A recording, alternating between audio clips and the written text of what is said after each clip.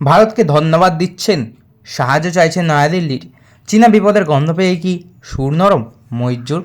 বিস্তারিত জানাবো, তার আগে বলে রাখি, আপনি যদি আমাদের চ্যানেলে নতুন হয়ে থাকেন তাহলে অবশ্যই চ্যানেলটি সাবস্ক্রাইব করে দিয়ে যাবেন, এবং আমাদের ভিডিও যদি আপনি ফেসবুক পেজ থেকে দেখে থাকেন তাহলে অবশ্যই পেজটি ফলো করে দিয়ে যাবেন। আসুন জেনে নেওয়া যাক বিস্তারিত।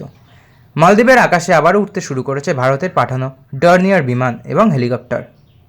ডর্নিয়ার এয়ার অ্যাম্বুলেন্স দিয়ে ইতিমধ্যেই রোগীদের শুশ্রূষা এবং এক জায়গা থেকে অন্য জায়গায় নিয়ে যাওয়ার কাজ চালু হয়েছে আবারও। ভোট পর্ব মিটতেই ভারতের কূটনৈতিক প্রভাব পড়তে শুরু করেছে প্রতিবেশী দেশগুলিতে, আর তার সূত্রপাত হয়েছে সেই মালদ্বীপ থেকে। দ্বীপরাষ্ট্রের উপর ভারতীয় প্রভাব প্রতিপত্তি শেষ করে দেওয়ার অঙ্গীকার নিয়ে ক্ষমতায় আসা প্রেসিডেন্ট মোহাম্মদ মুইজ্জু ইতিমধ্যেই সুর নরম করেছেন। এমনকি সম্প্রতি সে দেশের স্বাধীনতা দিবসে জনসমক্ষে ভারতকে ধন্যবাদও জানিয়েছেন তিনি। অন্যদিকে মালদ্বীপের আকাশে আবার উঠতে শুরু করেছে ভারতের পাঠানো ডর্নিয়ার বিমান এবং হেলিকপ্টার। ডর্নিয়ার এয়ার অ্যাম্বুলেন্স দিয়ে ইতিমধ্যেই রোগীদের চিকিৎসা এবং এক জায়গা থেকে অন্য জায়গায় নিয়ে যাওয়ার কাজ আবার শুরু হয়েছে। এই ডর্নিয়ার বিমান এবং হেলিকপ্টারগুলির মাধ্যমেই মালদ্বীপের আনাচে কানাচে নজর রাখার অভিযোগ এনে ভারতের দিকে আঙুল তুলেছিল মুইজ্জু সরকার। একই সঙ্গে মঙ্গলবার থেকে ভারতে রোড শো শুরু করছেন মালদ্বীপের পর্যটন মন্ত্রী ইব্রাহিম ফয়জল। ওয়েলকাম ইন্ডিয়া নামে এই উদ্যোগের মূল উদ্দেশ্য মালদ্বীপ থেকে মুখ ফেরানো ভারতীয় পর্যটকদের আবারও মালদ্বীপমুখী করা।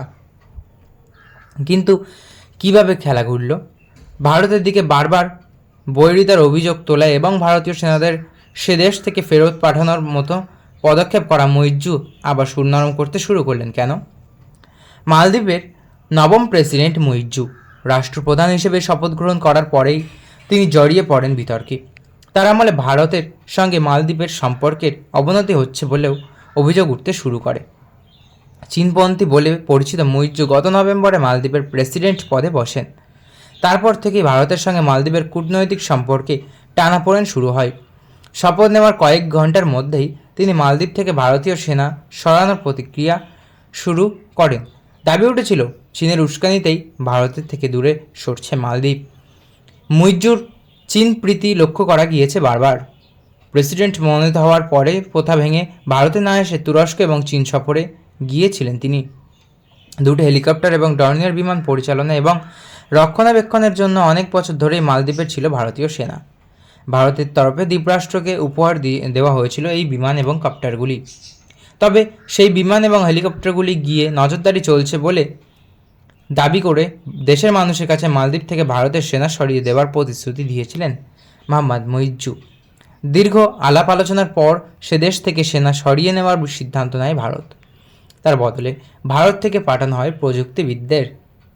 এর মধ্যেই ভারতে লোকসভা ভোট নিয়ে প্রস্তুতি তুঙ্গে ওঠে। নির্বাচন শেষে সরকার গঠন করে বিজেপি নেতৃত্বাধীন এনডিএ সরকার। তৃতীয়বারের জন্য প্রধানমন্ত্রী হন নরেন্দ্র মোদী। এরপরেই খেলা আবার ঘুরতে শুরু করে।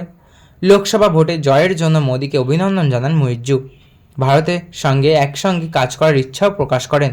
মোদীর শপথ গ্রহণ অনুষ্ঠানে যোগ দিতে দিল্লি উড়ে এসেছিলেন মুইজ্জু। রাষ্ট্রপতি ভবনে অতিথি ছিলেন তিনি। পরে প্রধানমন্ত্রী মোদীর সঙ্গে একান্ত বৈঠক করেন মালদ্বীপের প্রেসিডেন্ট। সূত্রের খবর, দুদেশের সম্পর্ক উন্নতি করার বিষয়েই দুই রাষ্ট্রনেতার আলোচনা হয়েছে বলেই জানা গিয়েছে।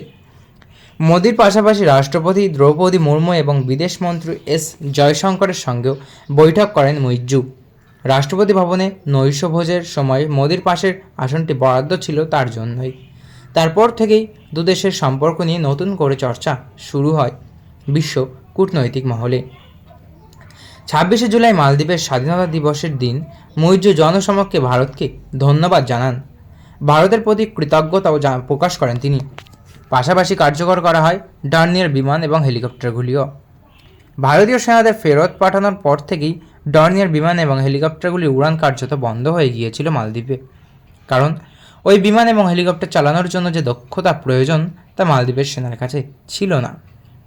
এয়ার অ্যাম্বুলেন্স চলাচল বন্ধ হওয়ায় মালদ্বীপের বেশ কয়েকজন রোগীর মৃত্যুর খবরও আসে। ফলে দেশের মধ্যে সমালোচনা মুখোমুখি হতে হয় মুইজ্জু সরকারকে। মালদ্বীপ দ্বিতীয় ধাক্কা খায় ভারতের বাজেট ঘোষণার দিন।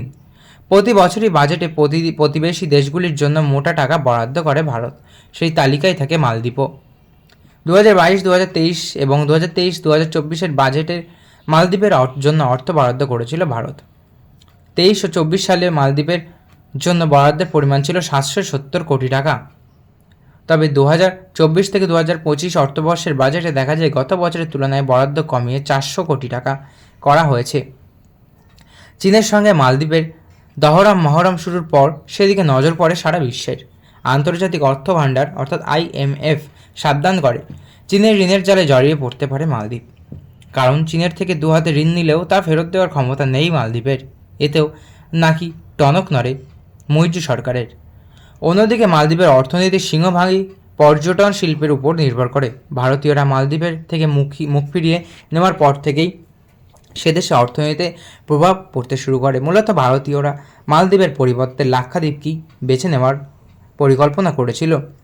ভারতের সঙ্গে মুক্ত বাণিজ্য চুক্তি করার প্রস্তাব দিয়েছে মালদ্বীপ, যার ফলে মালদ্বীপের পণ্য ভারতে এলে কোনো রপ্তানি শুল্ক লাগবে না। এই সব কিছু মিলিয়েই নাকি নড়েচড়ে বসেন মুইজ্জু। আন্তর্জাতিক কূটনৈতিক মতে ভারতের সঙ্গে বৈরিতা রেখে যে বেশি দিন টিকে থাকা সম্ভব নয়, সেই আভাস পেয়েই চাল বদলেছেন মুইজ্জু। চীন প্রীতি সরিয়ে রেখে আবার ভারতের দিকে ঝুঁকছে তার সরকার।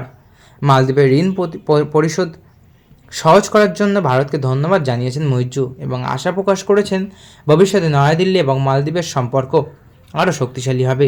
দুদেশের মধ্যে মুক্ত বাণিজ্য চুক্তি স্বাক্ষরিত হবে বলেও মুইজ্জু আশা প্রকাশ করেছেন। তো বন্ধুরা, এই ছিল আজকের ভিডিও। আশা করি ভালো লেগেছে।